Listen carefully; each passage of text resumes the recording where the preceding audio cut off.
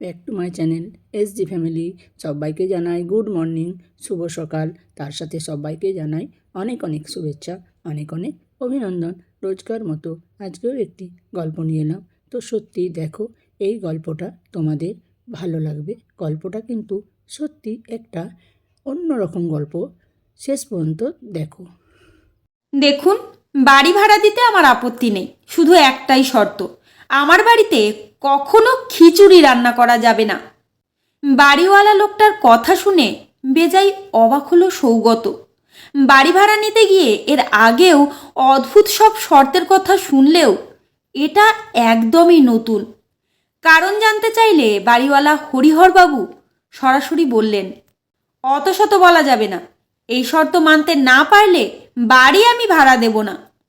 সৌগত তখন মরিয়া হয়েই বলল, আরে না না, এমনিই জিজ্ঞেস করছিলাম, আপনার শর্ত মেনে নিতে আমার কোনো আপত্তি নেই। আসলে বাড়িটা সৌগতর খুবই পছন্দ হয়েছিল। শহরের শেষ প্রান্তে নিরিবিলি পরিবেশে বাড়িখানা। বাড়ির সামনে লোহার গেটের উপরটা ছেয়ে আছে বাগান বিলাস গাছে।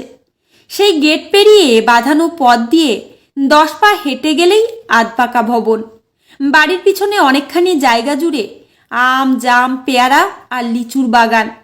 সব মিলিয়ে কেমন একটা শান্তি শান্তি ভাব যেন ঘিরে আছে পুরো বাড়িটাকে।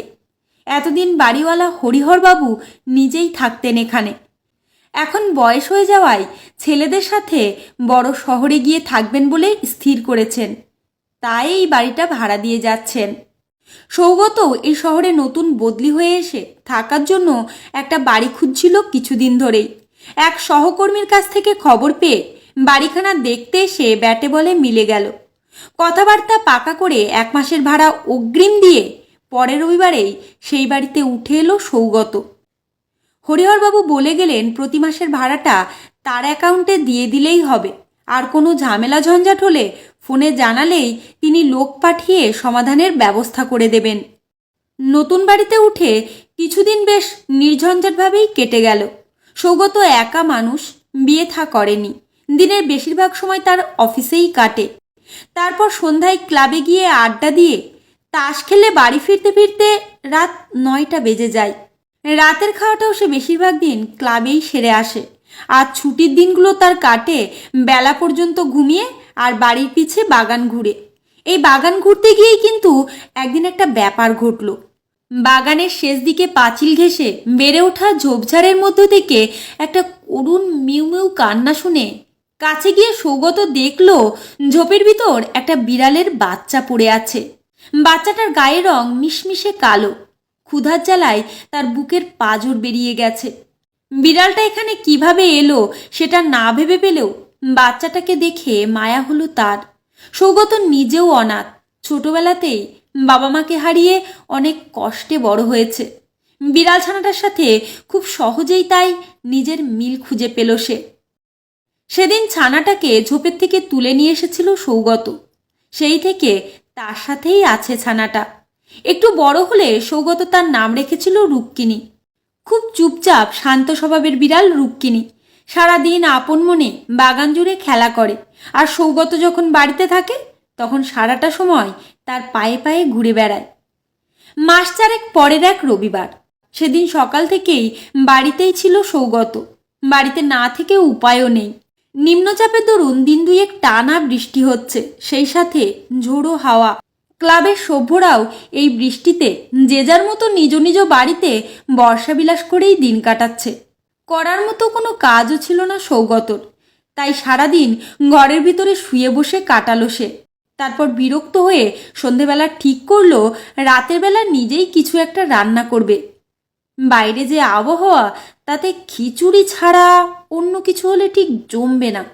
কিন্তু হরিহরবাবু স্পষ্টভাবে মানা করে গিয়েছিলেন এই ব্যাপারে। অনেক ভেবে সৌগত নিজেকে বোঝালো, আরে নিয়ম তো তৈরিই হয় ভাঙার জন্য। আর তাছাড়া এমন বৃষ্টির দিনে একটু খিচুড়ি বেগুন ভাজা খাওয়ার জন্য যার মন না কাঁদে তাকে ঠিক বাঙালি বলা যায় না। সৌগতের পায়ের কাছে গুটিসুটি হয়ে শুয়েছিল রুক্মিণী। তার দিকে চেয়ে সৌগত জিজ্ঞেস করল, কি বলিস, আজ খিচুড়ি হবে নাকি? রুক্মিণী কি বুঝলো কে জানে, সে বলল, মেয়েও। সেটাকেই রুক্মিণীর সম্মতি ধরে নিয়ে বেশ তাহলে তাই হোক বলে খিচুড়ি রান্নার আয়োজনে ব্যস্ত হয়ে পড়ল সৌগত। রাঁধুনি হিসেবে সৌগতর বেশ সুনাম আছে। ব্যাচেলার মানুষ, তাই মাঝে মধ্যেই নিজে রান্না করে খেতে হয়। সেই করে করে রান্নার হাত তার ভালোই পেকেছে। সন্ধেবেলা অনেকক্ষণ বিদ্যুৎ ছিল না, তাই পেঁয়াজ রসুন আদা কেটে চাল ডাল ধুয়ে নিয়ে খিচুড়ি রান্না শুরু করতে করতে রাত 8টা বেজে গেল। হাঁড়িতে তেল দিয়ে তাতে পেঁয়াজ রসুন আর মশলা কষিয়ে চাল ডাল ছেড়ে নাড়া দিতেই একটা মন ব্যাকুল করা সুগন্ধ ছড়িয়ে পড়ল বাতাসে। বাইরে তখন ঝমঝম বৃষ্টি হচ্ছে। রান্নাঘরের খোলা জানালা দিয়ে ঠান্ডা বাতাস এসে চুলার আগুন নিভিয়ে দিচ্ছিল। তাই সৌগত হাত বাড়িয়ে জানালাটা টেনে দিতে গেল, আর সেই সময়ে বিদ্যুৎ চমকের আলোতে তার চোখে পড়ল বাইরের বাগানে বুড়ো আম গাছটার নিচে। সাথে সাথেই নিজের জায়গায় স্থির হয়ে গেল সে। একটা কালো ছায়ামূর্তি যেন দাঁড়িয়ে আছে গাছটার নিচে। আবার বিদ্যুৎ চমকাতেই কিন্তু সেই ছায়ামূর্তিকে আর দেখা গেল না। সৌগতর মনের ভিতরে একটা অস্বস্তি বোধ হতে লাগলো। এই বাড়ির আশেপাশে অন্য কোনো বাড়ি নেই, তার উপর এমন ঝড় বৃষ্টির রাত। এমন রাতে চোর ডাকাত পড়া অস্বাভাবিক নয়। রান্নাটা চুলায় রেখে পিছনের বারান্দায় গিয়ে দাঁড়ালো সে। বারান্দা থেকে বাগানের অনেকটা অংশ দেখা যায়। অন্ধকারের ভিতরে সেদিকে চেয়ে সৌগতর মনে হলো প্রতিটা গাছের নিচেই যেন একটা করে ছায়ামূর্তি দাঁড়িয়ে আছে। আর একটু হলেই ভয়ে চিৎকার করে উঠতে যাচ্ছিল সৌগত, কিন্তু এমন সময় আকাশে বড় করে বিদ্যুৎ চমকালো, আর সাথে সাথেই সেই ছায়ামূর্তিগুলো নিমেষে অদৃশ্য হয়ে গেল। ব্যাপারটা বুঝতে পেরে নিজের মনেই হেসে উঠল সৌগত। আসলে গাছের নিচে অন্ধকার জমাট হয়ে অমন দেখাচ্ছে, আর তাই তো বিদ্যুৎ চমকালে আবার নেই হয়ে যাচ্ছে। সেটাকেই মানুষ বলে মনে করে অহেতুক ভয় পেয়েছে সে। রান্নাঘরে ফিরে এসে ডিম আর বেগুন ভাজা করতে ব্যস্ত হয়ে পড়ল সৌগত। ভাজা শেষ হতে হতে খিচুড়িও হয়ে গেল। এবারে আয়েশ করে খাবার পালা। কিন্তু সব গুছিয়ে নিয়ে খাবার টেবিলে এসে সৌগত খেয়াল করল রুক্মিণীকে কোথাও দেখা যাচ্ছে না। একা একা খেতে ইচ্ছে হলো না, তাই টেবিল ছেড়ে উঠে রুক্মিণীকে খুঁজতে গেল সে। এর মধ্যে বাইরে বৃষ্টির বেগ যেন আরও বেড়ে গেছে। ঘরের বন্ধ জানালায় বাধা পেয়ে শোষো শব্দ করছে ঝোড়ো বাতাস। রুক্মিণীকে খুঁজে পাওয়া গেল শোবার ঘরে। বিছানার উপর কাঁথার নিচে জড়সড় হয়ে আছে সে। সৌগত তাকে ডেকে বলল, আয় রুক্মিণী, খাবার হয়ে গেছে। রুক্মিণী কিন্তু উঠল না, বরং গলার লোম ফুলিয়ে কাঁথার আরও ভিতরে ঢুকে গেল। বিড়ালেরা একটু শীত কাতুরে হয় সেটা জানা ছিল, কিন্তু রুক্মিণীর আজকের আচরণটা কেমন যেন অস্বাভাবিক মনে হলো তার কাছে। মনে হলো রুক্মিণী যে জড়সড় হয়ে আছে সেটা ঠিক শীতের কারণে নয়, বরং কেমন একটা ভয়ের ভাব যেন ফুটে উঠেছে তার সবুজাভ দুই চোখে। সৌগতর খুব খিদে পেয়েছিল, তাই আরও বার দুয়েক ডাকাডাকি করেও রুক্মিণী সাড়া না পেয়ে খাবার টেবিলে ফিরে গিয়ে বসে পাত পেরে বসল সে।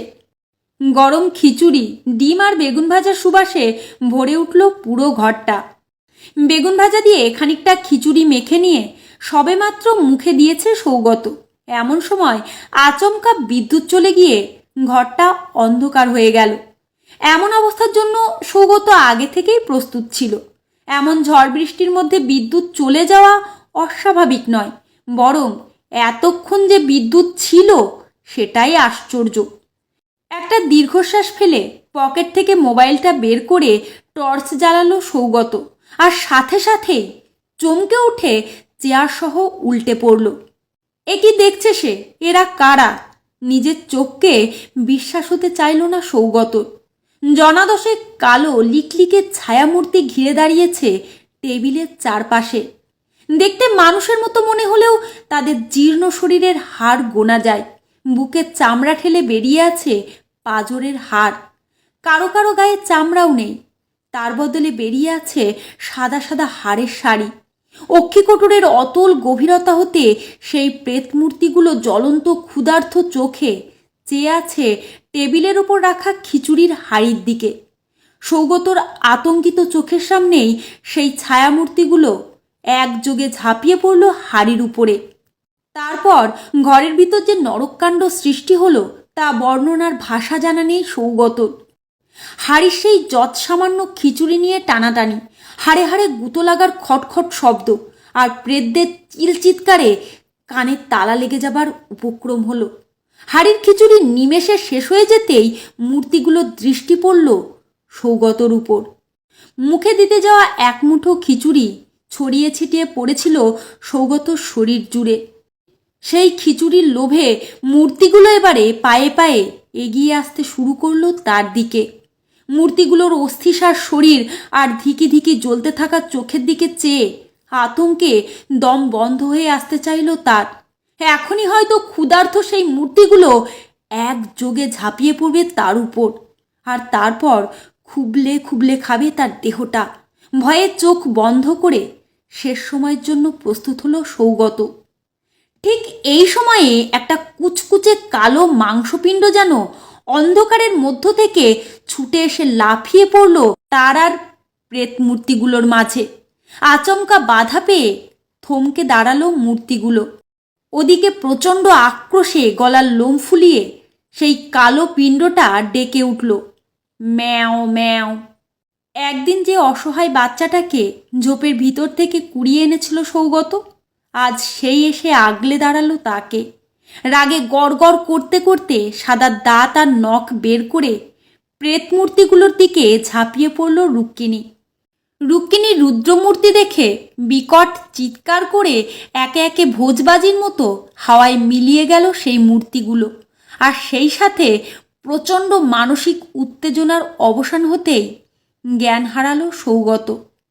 এইভাবে কতক্ষণ পার হয়েছিল তা মনে নেই সৌগতর।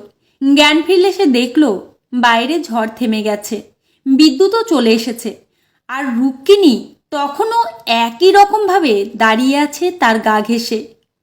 বাকি রাতটুকু শেষ হয়ে ভোরের আলো ফুটতেই হরিহরবাবুকে ফোন করে ঘটনাটা জানালো সৌগত। সব শুনে হরিহরবাবু বললেন, আপনি যখন সব জেনেই গেছেন তখন আর লুকিয়ে লাভ নেই। আসল ব্যাপারটা আমরা নিজেরাও ঠিক জানি না, তবে শুনেছি লোকালয় হওয়ার আগে ওখানে একসময় একটা গ্রাম ছিল। অনেক বছর আগে এক দুর্ভিক্ষের সময় সেই গ্রামের অসংখ্য মানুষ না খেতে পেয়ে মারা যায়। তাদেরই অতৃপ্ত আত্মা এখনও মাঝে মধ্যে ফিরে আসে এই বাড়িতে। আর কোনো এক অদ্ভুত কারণে এই ব্যাপারটা হয় শুধুমাত্র খিচুড়ি রান্না করলে। তাই বাড়ি ভাড়া দেওয়ার আগে আপনাকে খিচুড়ি না রান্না করার শর্ত দিয়েছিলাম। আপনি সেটা মানলে এই বিপদ হতো না।